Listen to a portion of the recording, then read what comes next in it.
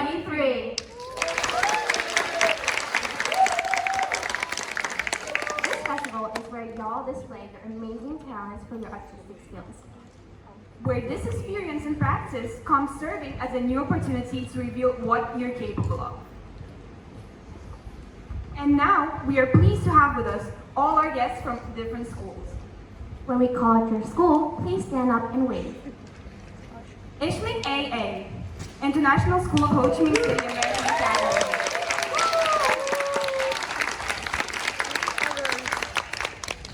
Lawrence S. Sting School.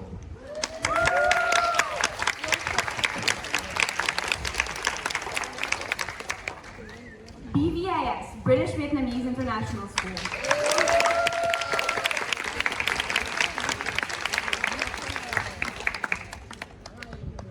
CIS, Canadian International School.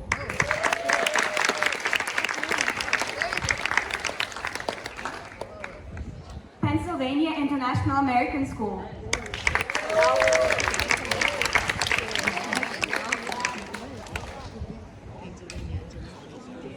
VAS, Vietnam Australia International School.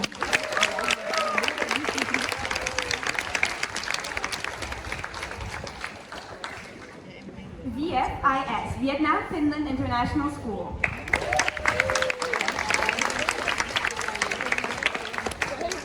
And lastly, TAS, the American School of Vietnam.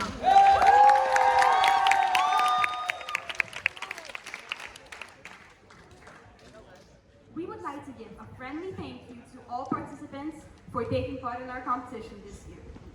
For our former participants, we'll hope you have an amazing time taking part in our festival once again. Although some of you can be new, we want you to have a memorable and amazing time here with our event.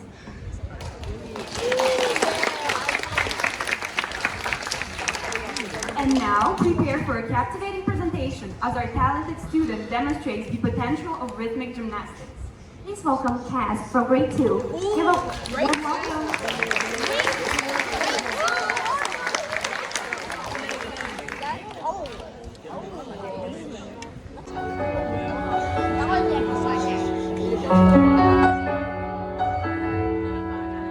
Here comes a wave meant to wash me away, a tide that is taking me under. Swallowed in sand, nothing to say. My voice drowned out in the thunder, but I won't cry, and I won't start to cry. Whenever they try to shut me and cut me down, I won't be silenced. You can't keep me quiet.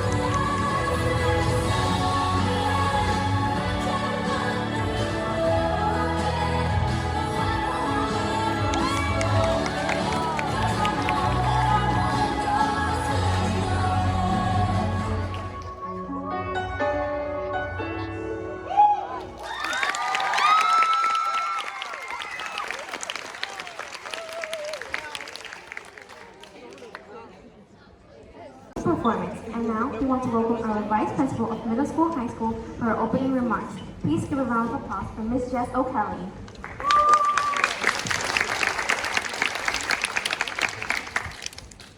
Hello and welcome again everyone to the second annual Literary Arts Festival. We're really happy to have so many schools represented here today. It's grown from last year and we're excited to see everything that you guys are going to produce. I want to give you guys a quote from Albert Einstein. He said, "Creativity is contagious. Pass it on." And that's exactly what you guys are going to be doing today. While you're out there doing all of your performances, we're going to have people from our school, people from other schools, seeing everything that you create, and I have no doubt that that's going to inspire creativity within them. So we look forward to all of the events. We're so excited to have you, and let's give a round of applause to each and every one of you one more time for being here today.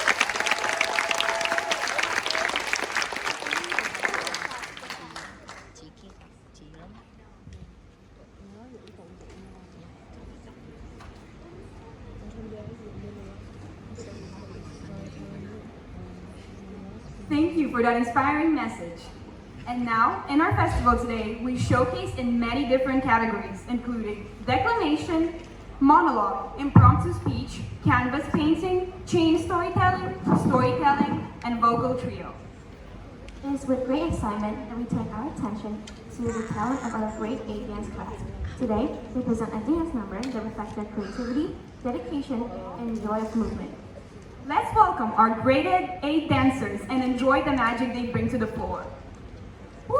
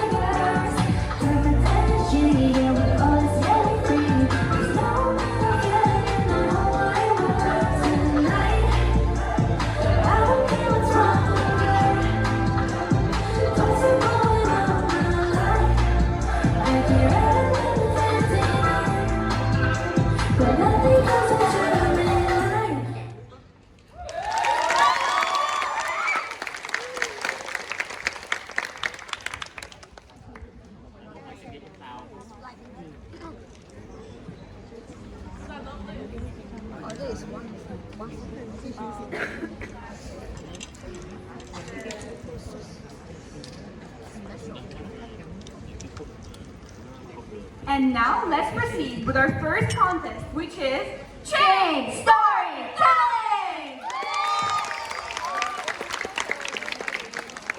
It's with our great pleasure to introduce to you your board of judges of Chain Storytelling.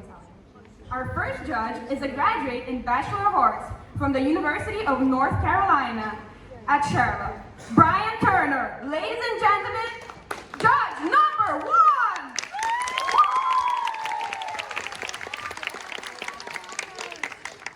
Our second judge is the head of English department of the American School. Ladies and gentlemen, our judge number 2, Nicole Burde.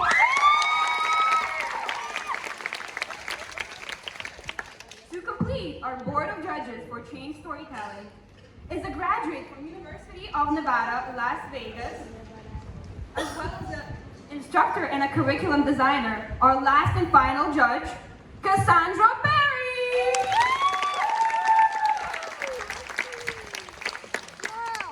We would like to announce the rules for the Change Storytelling before we start with the program. First, a participating school which consists of 5 members in a group. Upon arrival, participants shall immediately report to the event coordinator for briefing and instruction. They must present their student school IDs and must fill up the registration sheet provided. Participants must stay at the designated holding area. Leaving the venue is not allowed unless permitted by the event coordinator. Participants are not allowed to stay inside of the performing area prior to their turn to deliver. There will be a designated waiting area for all the participants. The medium of language to be used is English. The organizer will be the one to give the first part of the story, then the participating school will provide the rest. The organizer will read the first part of the story to everyone. It is a test of creativity. It is upon the discretion of the participating school how they are going to make the story and end the story. The first 4 participants are given 1 minute and 30 seconds to deliver, while the last participant is given 2 minutes to deliver. The last person will be the one to finish and wrap up everything. The timekeeper will raise green flag to signal that the participants may begin his or her delivery, and only then will the timing of delivery commence. The timekeeper will raise a yellow flag to signal that the participant has only 30 seconds left, and a red flag when the time is up. No signal will be given for the undertime and overtime periods. Use of foul and vulgar words during delivery of the story is strictly prohibited. The participants may wear civilian attire. Now here's the criteria for judging. Creativity, content, coherence is 60%. Voice quality, 20%. Stage performance, body language gestures is 20%. In total of 100%. Now to begin with our Change Storytelling.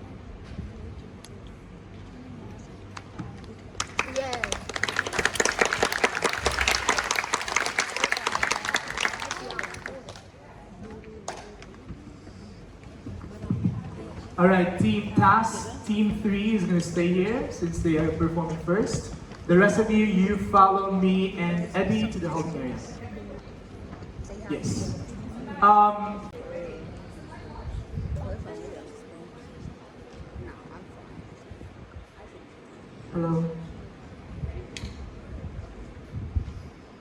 I crouched in the starting position, hands poised on the track and back coiled like a spring.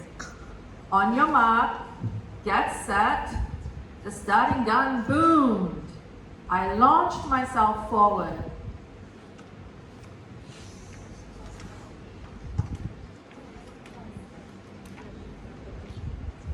I crouched in the starting position, hands poised on the track and back coiled like a spring. On your mark, get set, the starting gun boomed. I launched myself forward.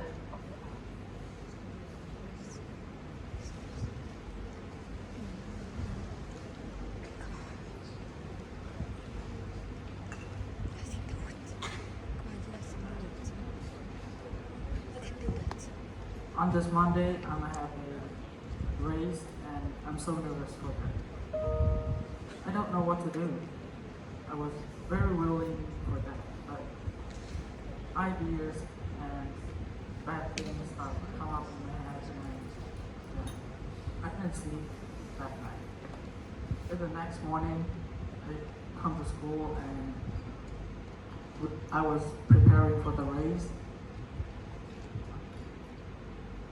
My teacher said that I should prepare and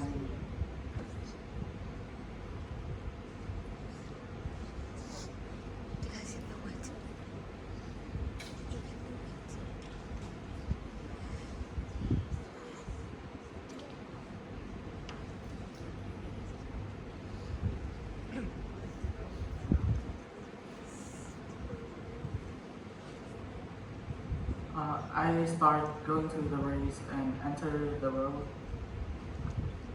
After that, the teacher start the race. I keep running and running till I was really tired. Everyone was looking at me, people was cheering, and I keep running. I was scared that I would lose the race. I was thinking of my mom, my dad, everyone was looking at me.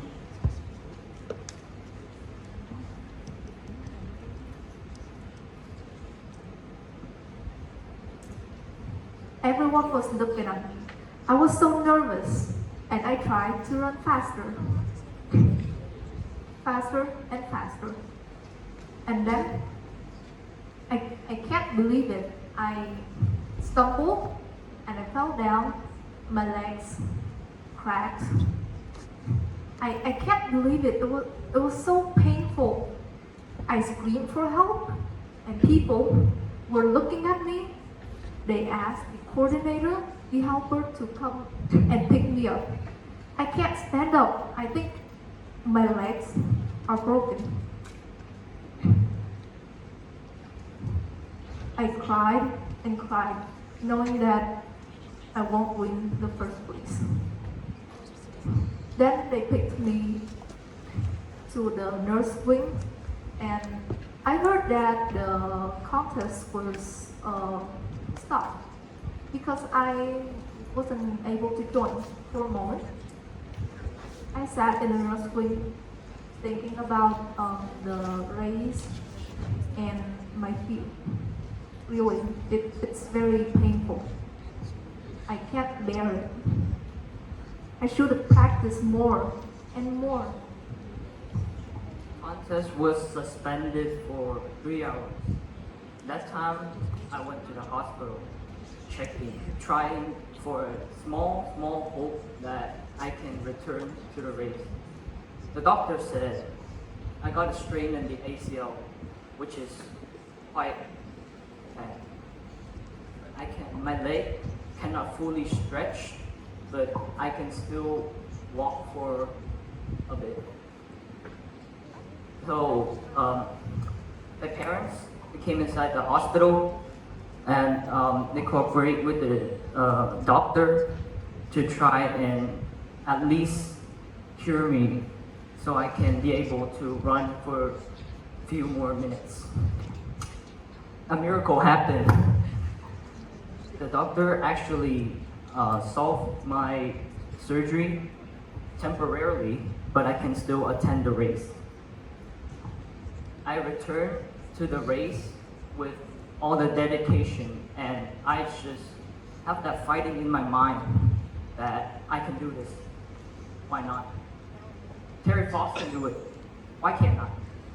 So I went back to the race, told the judge, it's time for the race. Let's race. As that being said, the race restart. 3, 2, 1. I begin to run and run. All of hard work that I've been to practice. All people cheering for me. I begin to run as I never have this opportunity again. And run and run. I'm tired. My leg feel like it's broken again. But I'm still running. I don't know where am I. I just know that now is the competition. Now that I'm running here. I'm trying my hardest to run. And finally, I meet the finish line. When I miss Real Plus, I immediately collapse. I don't know where am I. And all I see is black. When I wake up again, I'm back to the hospital. My legs is broken. I cannot feel anything. I try to find someone. I try to find the doctors. And the first thing I ask him is that, how is the competition? Do I win or not? I don't know anything. He stayed with me. And then he told me, "You did. Didn't you see? Didn't you see the medal on your neck? You didn't won first place, but you won third place. Congratulations." And that I suddenly realized what was the weight on my neck. It was a bronze medal. I won third place, and I was shocked by that time. How I got broken my leg, and then the surgery happened, and I can run again. And I realized at that moment, it's not over. Whether anything happened to me, it's not over yet.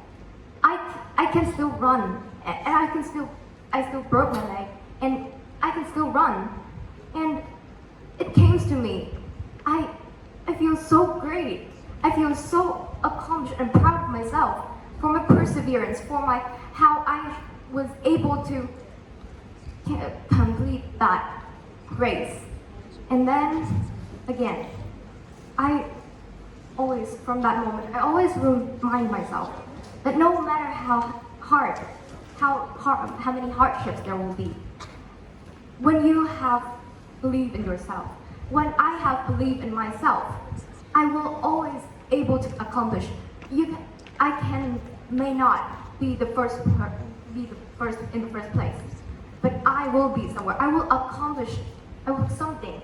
I will be somewhere, as long as I have believed in myself. Thank you.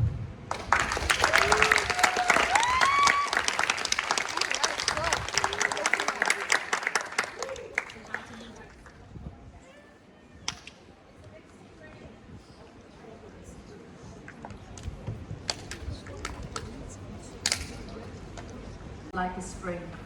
On your mark, get set, the starting gun boomed. I launched myself forward. I crouched in the starting position, hands poised on the track and back coiled like a spring. On your mark, get set, the starting gun boomed. I launched myself forward. Since losing the Olympics competition for the National World Cup last year, I've been practicing for my whole year, and I passed every exam for school. I even study at school at home, so I can have more practice for the running contest. I've been following a strict diet for keeping my body always healthy and for maintaining the health in order so I can win the Olympic running this year. So it's been 2 days since I'm getting ready for the contest happening. I try to keep my mind peace, but it's been hard since my family has been struggling with financial support, and my dad's been in the hospital for almost half a year, and everything is depending on me. If I can successfully gain the reward so I can help my family get out of the situation we're being in. So it's now the first day. We are attending. I need to go catch a flight to the US so I can attend to the competition for running. And I'm getting into a taxi with my luggage. There's only 2. As I get into the taxi, I think about how I've been always wanting to do this for my whole life, since my dream as a kid was to go professional and win a medal for my family and try to support my family throughout the needs. And my dream has always been to maybe face up to Usain Bolt which sounds pretty impossible, but I mean, I guess in this world, nothing's impossible. As I arrived at the campus, they introduced me to where is like the places to stay, where do we practice, and then I settled down. And for the next day, since next day is the race, as I continue on, I walked to the racetracks. I was testing the material out to see how the ground was, so I could get like the feel of the stadium. As I was walking in, someone came up to me and told me that they were a big fan of me, which is pretty surprising since I've never gotten that. I've been racing for my whole life, trying to catch this, and now that I get to do it for a living, maybe, if I win this, it's really shocking. So as I get ready on the racetracks, everyone were cheering on their individual country to support. I was representing Canada since I was from there. As I got ready to run and I got in position, I looked forward, and as the gun fired off, I started running as fast as I could. I had a good lead at the start, but I started feeling tired. But I couldn't let my family down. I needed to get the money in order to support my family. I couldn't let them down now. It was too late to turn back. As I kept running and running, I felt my legs tire as I ran and ran. My eyes focused on clearing the goal. But then the worst thing I could have imagined happened as I tripped and fell and I skid my side on the hard pavement. It burned and I stood up and I could barely make it. I lost first place. I barely made it to fourth. I'm surprised I even got that far. As I limped past the finish line, some medical assistance teams helped me up and they brought me into the hospital. As I laid in the bed staring up blankly at the white ceiling above me, I didn't know what to do with my life anymore. I trained my whole life to do this, and when the moment finally came, I caved. I failed. I couldn't do it. I failed my family. I failed myself. I was a letdown. And as I laid there quietly, I felt a door. I heard a door open, and I looked over, and I saw my dad. He was there. He walked in, and he decided to have a little talk with me and about what happened in the race. As I looked at him, he opened his mouth and he said to me, "Don't worry, son. You try your best, but this is not the end, and you still keep on going." My dad said to me,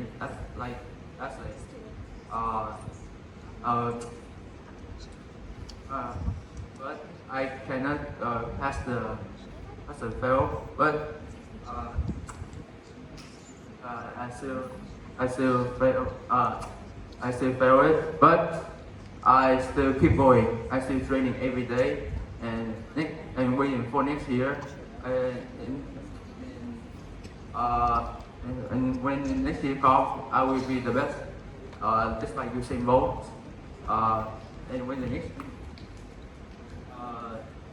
and this day has come, and I try again. This time, I will not make any mistakes.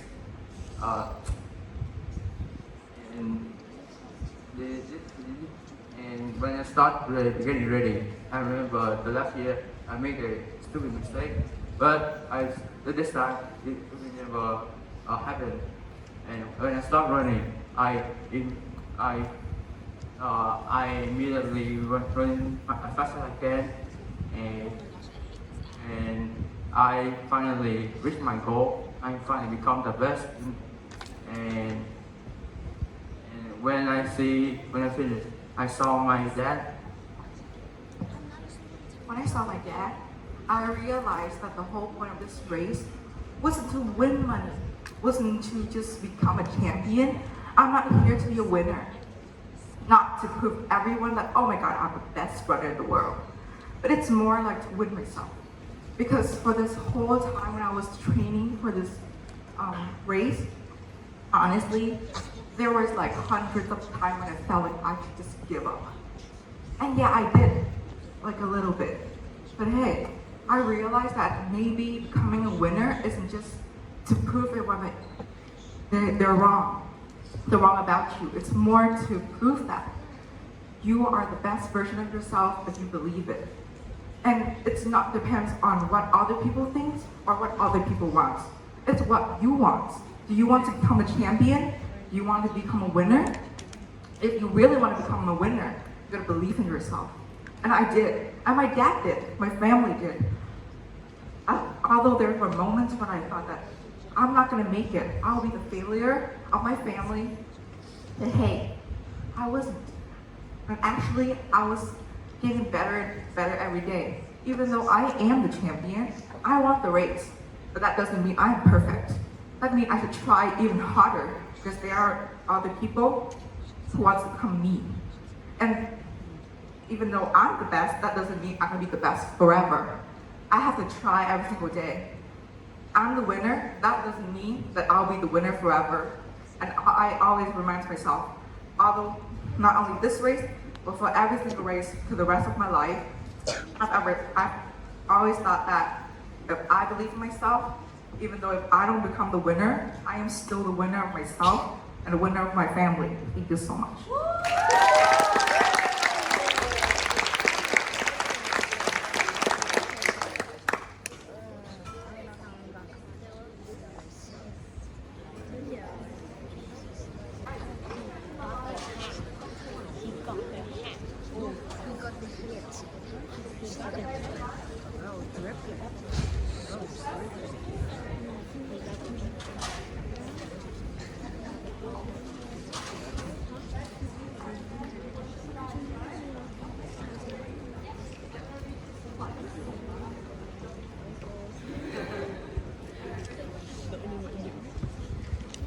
I crouched in the starting position, hands poised on the track and back coiled like a spring. On your mark, get set, the starting gun boomed. I launched myself forward. I crouched in the starting position, hands poised on the track and back coiled like a spring. On your mark, get set, the starting gun boomed. I launched myself forward. It was a race that I was participating in, but most importantly, this race had prize money, and that's what I needed to fund for my mom's medical bills. She was terminally ill, and we didn't have enough money to afford the hospital bills. So I decided to put my all into this competition. Winning this prize money would save her. It would help our family get back into track. It would help us pay for my brother's tuition fees.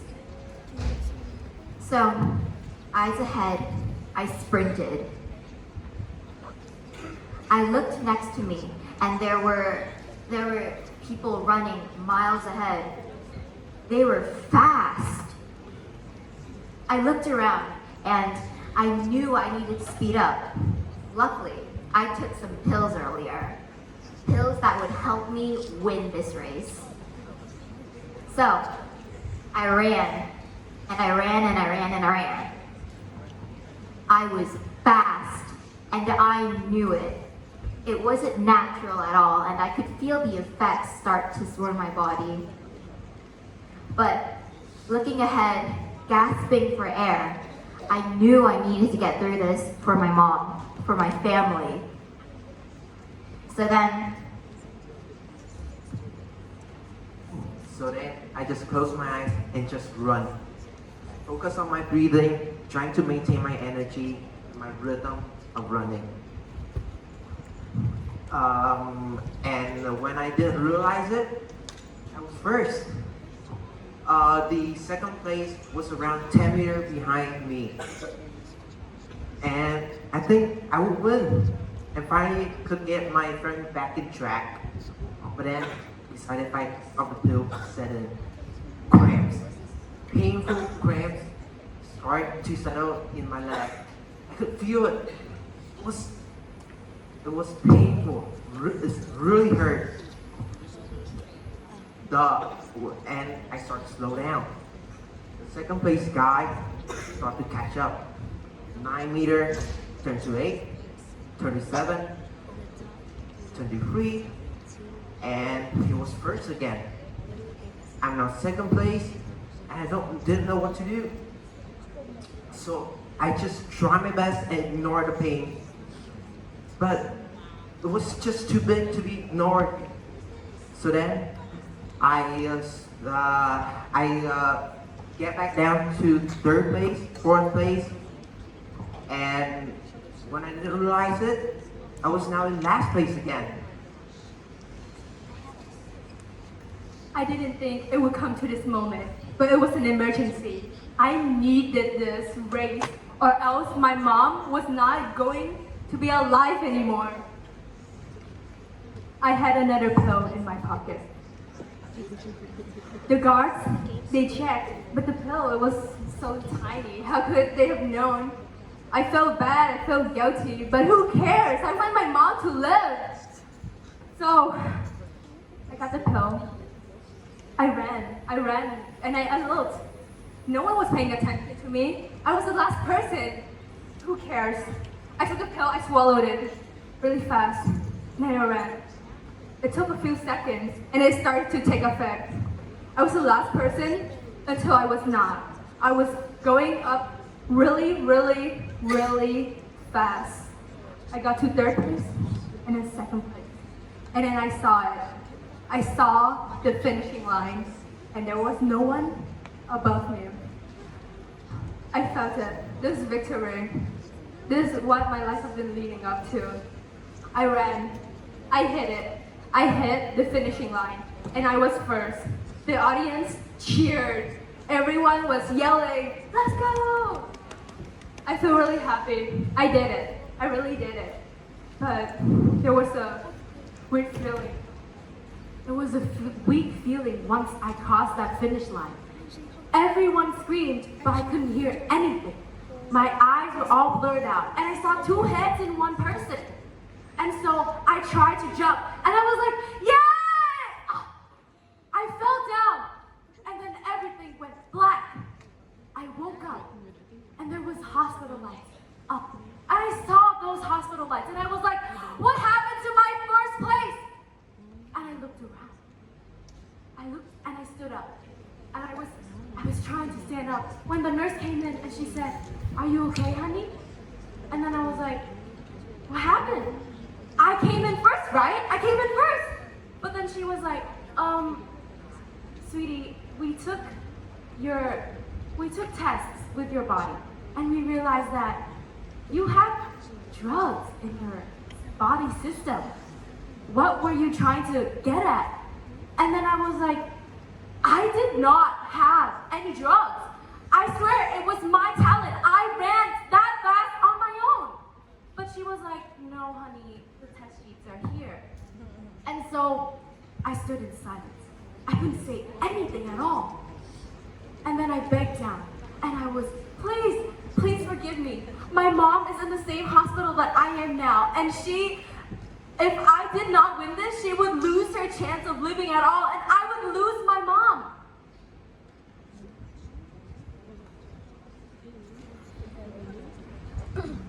Right then and there, right when I screamed that I won't see my mom again, I collapsed. When I woke up, it was 30 minutes before the race. I had the pills in my hand. I was contemplating, should I do this? Should I win the race with my abilities, or should I use this drug to ensure my mom's pills of peace? And so it took me 30 minutes, and it was race time. What should I do? I had the pills in my hand, but I wanted this victory because of my mom and for my passion for running. I didn't want it because, I don't know, for the money. I didn't want to be rich. I just wanted my mom to be alive. And so I threw the pill away and I started running. I was last, but who cares, right? It was my passion. And then I felt the urge and then I realized that I wanted my mom to still be alive. And so I sped up and I ran past the fifth person, fourth person, and then I was first. 10 minutes into the run, I felt the pain all over my body, but it was the joy of running. It was the joy of being an athlete. And so 10 meters away from the finish line, I saw my mom, but the second person was catching up. I knew I couldn't do this. I felt cramps. I knew that I was weak, but I couldn't do anything else. And so I fell back to second place, and the person got first, and I lost all the prize money.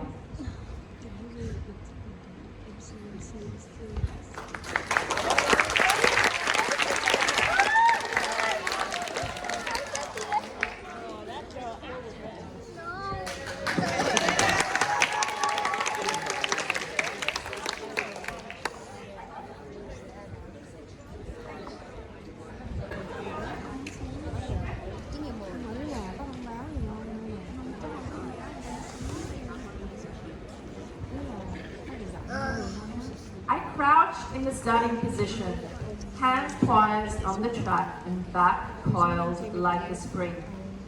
On your mark, get set, starting gun boom. I launched myself forward.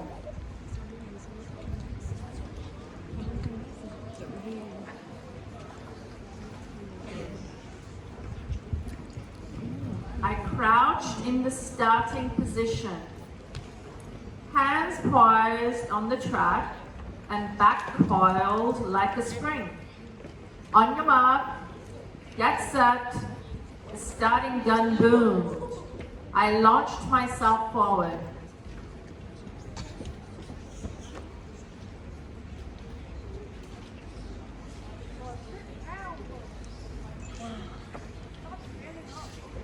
My alarm rung up.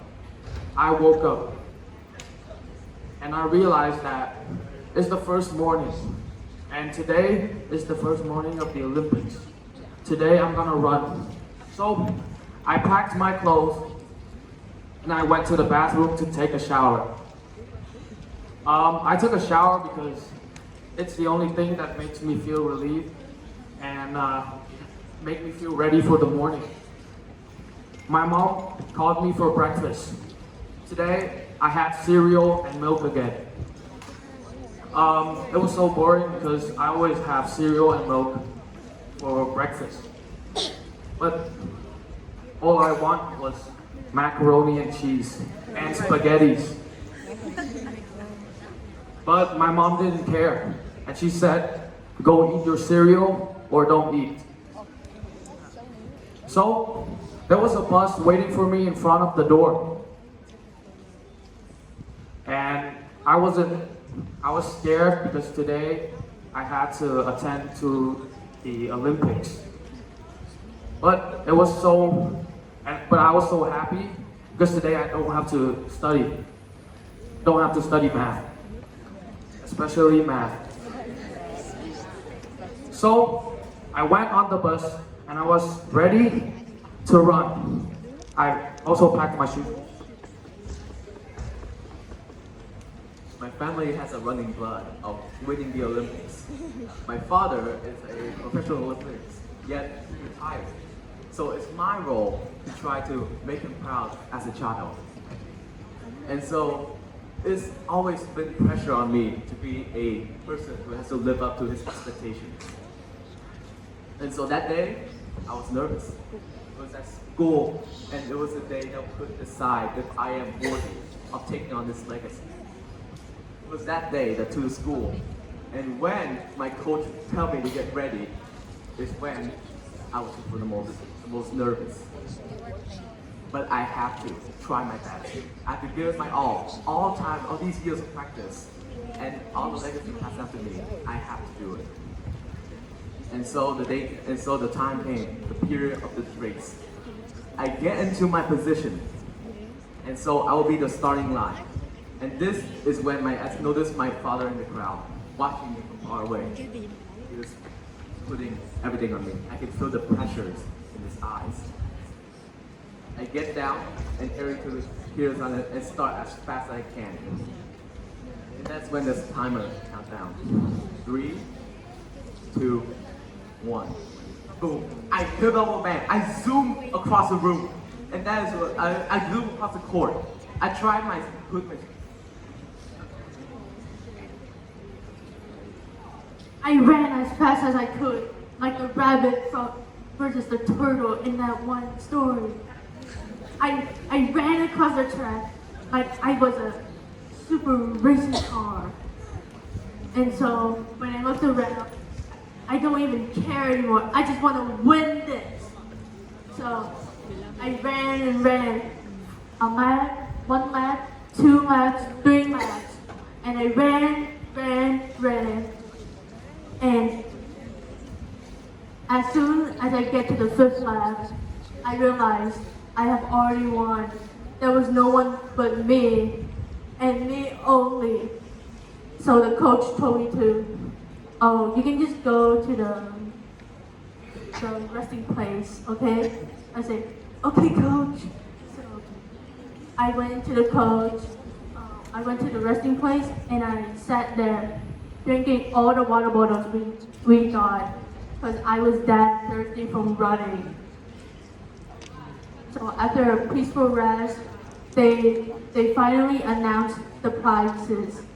Who won and who lost and who got second place. But that's not interesting. Interesting is the first place. Thank God I won. I mean, after so much practice and so much exercising and hoping that I could make my parents proud, I finally did it. And I got gold medal too. First place. And just like my father, just like my grandpa and everyone, I did it. I keep thinking about all the nights I practiced, all the nights I stayed up, just thinking about how tomorrow would go. I couldn't sleep. The night before the race, my heart was racing, quite literally, and I tried to go to bed, but I just couldn't, because I felt the adrenaline in my veins. What if I didn't do it? What if I couldn't? And I just, in the end, just really wanted to make my parents proud. That's my end goal. And I can't believe I did it, you know? My father, actually, he texted me, and we don't have the best relationship. When he texted me, he said that he was proud. And I felt so relieved, because, you know, in the end, that's all I wanted. That's why I participated in this race.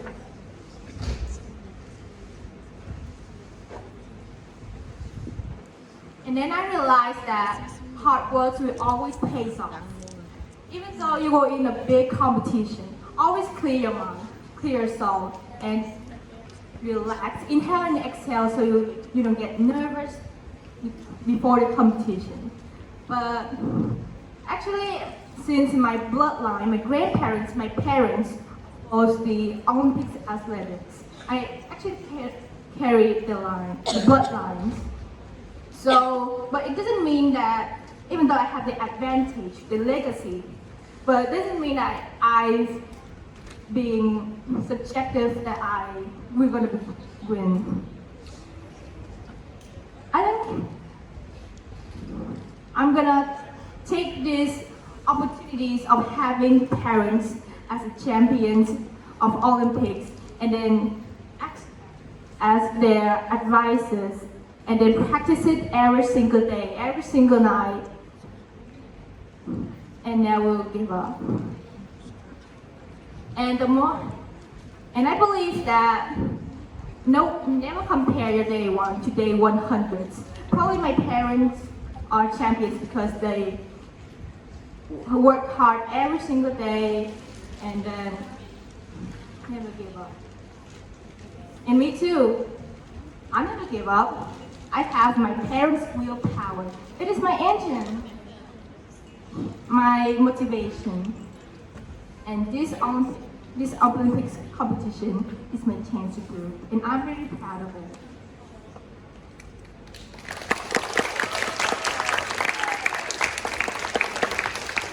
Thank you. Thank you.